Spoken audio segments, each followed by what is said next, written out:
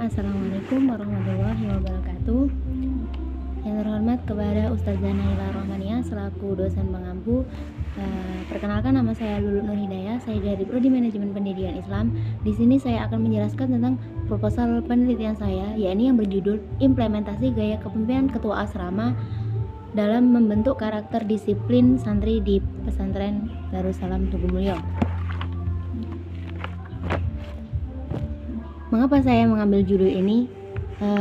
Dilihat dari pengertian pendidikan merupakan salah satu kebutuhan dasar manusia yang tidak dapat dipisahkan dari kehidupan. Jadi pendidikan adalah upaya mempersiapkan manusia agar memiliki pengetahuan, wawasan, dan keterampilan untuk mewujudkan cita-cita dalam mengukir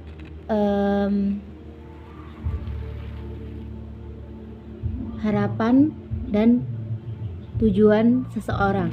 Dan di samping itu, melalui pendidikan pun maka dapat diperlihatkan usaha dalam mengukir prestasi tertentu. Kemudian pondok pesantren telah mendapat pengakuan dari pemerintah Indonesia dengan adanya peraturan pemerintah Indonesia pasal 4 nomor 5 tahun 2007 tentang pendidikan agama dan pendidikan keagamaan yang berbunyi bahwa pesantren ataupun pondok pesantren adalah lembaga pendidikan keagamaan Islam berbasis masyarakat yang menyelenggarakan pendidikan diniyah atau secara terpadu dengan jenis pendidikan lainnya.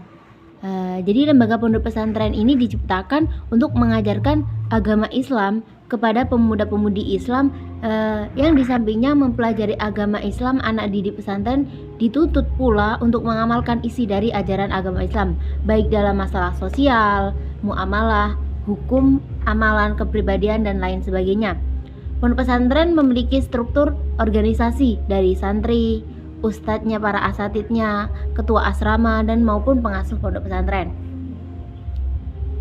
Tujuan pondok pesantren tidak akan berjalan lancar tanpa adanya seorang figur yang memimpin keberlangsungan pendidikan lembaga pondok pesantren. Oleh karena itu, pemimpin asrama atau ketua asrama sangat diperlukan dalam menjalankan program asrama, dan baik buruknya anak didik tergantung pada pemimpinnya ataupun ketua asramanya. Hal ini sejalan dengan yang dikatakan oleh E. Mulyasa bahwasanya kepala sekolah ataupun yang disebut dalam pondok pesantren adalah ketua asrama memiliki peran yang sangat kuat dalam mengkoordinasikan, menggerakkan, dan menyelesaikan semua sumber daya pendidikan yang tersedia di sekolah ataupun di pondok pesantren tersebut. Kepemimpinan kepala sekolah merupakan salah satu faktor yang mendorong sekolah untuk dapat mewujudkan visi misi dan tujuan dan sasaran sekolahnya melalui program-program yang dilaksanakan secara terlaksana dan bertahap. Jadi itu tadi mengapa saya mengambil judul ini. Yang menarik dari saya mengambil judul ini, biasanya orang-orang itu mengambil dari pengasuh pondok pesantren, tapi di sini saya mengambil dari ketua asramanya yang mendidik anak didik dalam sebuah asrama tersebut, agar visi misi pondok pesantren itu berjalan dengan lancar. Kemudian saya mengambil rumusan masalah di sini, bagaimana gaya kepemimpinan ketua asrama dalam membentuk murid atau santri yang disiplin di pondok pesantren Darussalam Tugumulyo. Terus batasan masalah yang saya ambil dari masalah yang saya paparkan tadi, tidak semuanya saya teliti karena ada keterbatasan waktu maupun tenaga penulis. Agar peneliti dapat dilaksanakan dengan mudah dan terarah dan tidak meluas, mendapatkan hasil sesuai dengan yang diinginkan, maka penulis hanya membatasi penelitian menggunakan mengenai belum optimalnya nilai-nilai kedisiplinan santri di pondok pesantren Darussalam Tugumulyo karena dugaan belum optimalnya kepemimpinan ketua asrama. Tujuan dari penelitian ini adalah tujuan dari penelitian ini sesuai dengan rumusan masalah yang tadi ya, jadi untuk mengetahui implementasi gaya kepemimpinan ketua asrama dalam membentuk karakter disiplin santri di pondok pesantren Darussalam Tugumulyo. Kemudian manfaat dari penelitian. Yang pertama, bagi peneliti untuk dapat digunakan untuk menambah wawasan ataupun acuan pustaka sebagai referensi untuk peneliti pribadi maupun peneliti yang lainnya yang ingin mendalami kepemimpinan ketua asrama ataupun kepala sekolah. Kemudian yang kedua, bagi lembaga pondok pesantren tersebut ya,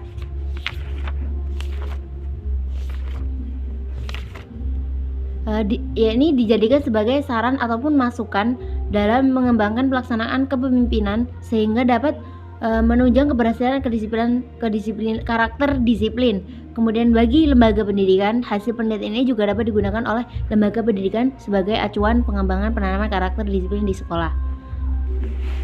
Landasan teori yang saya ambil di sini adalah implementasi yang diambil dari Nurdin Usman, konteks implementasi berbasis kurikulum.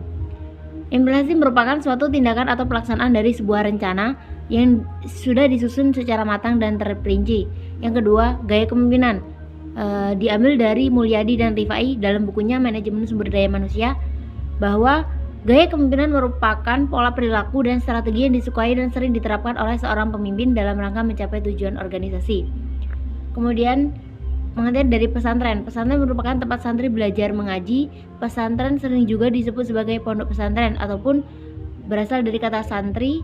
Menurut Kamus Bahasa Indonesia, kata ini mempunyai dua pengertian, yaitu yang pertama, orang yang beribadah dan sungguh-sungguh orang soleh. Yang kedua, orang yang mendalami pengajian dalam Islam dengan berguru ke tempat yang jauh. Kemudian santri berasal dari bahasa takmil yang berarti guru mengaji. Tapi menurut Kamus Besar Bahasa Indonesia, santri adalah seseorang yang berusaha mendalami agama Islam dengan sungguh-sungguh ataupun serius. Yang kelima, ketua asrama.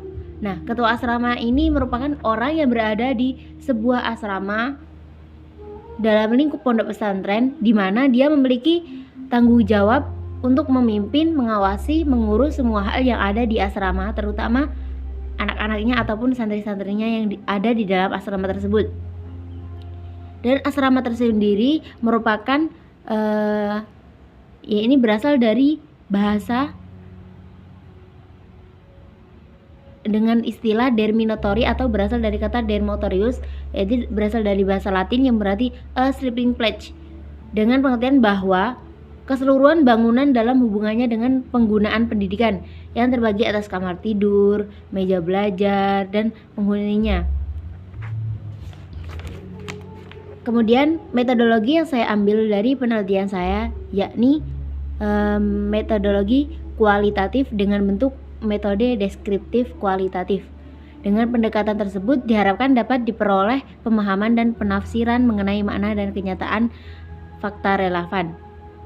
Struktur kerangka laporan penelitian ini dari bab 1 pendahuluan, yang kedua bab kedua landasan teori, bab ketiga metode penelitian, dan yang terakhir daftar pustaka. Sekian dari presentasi saya, kurang dan lebihnya saya mohon maaf. Wallahu muwaffiq ila aqwamit thoriq. Wassalamualaikum warahmatullahi wabarakatuh.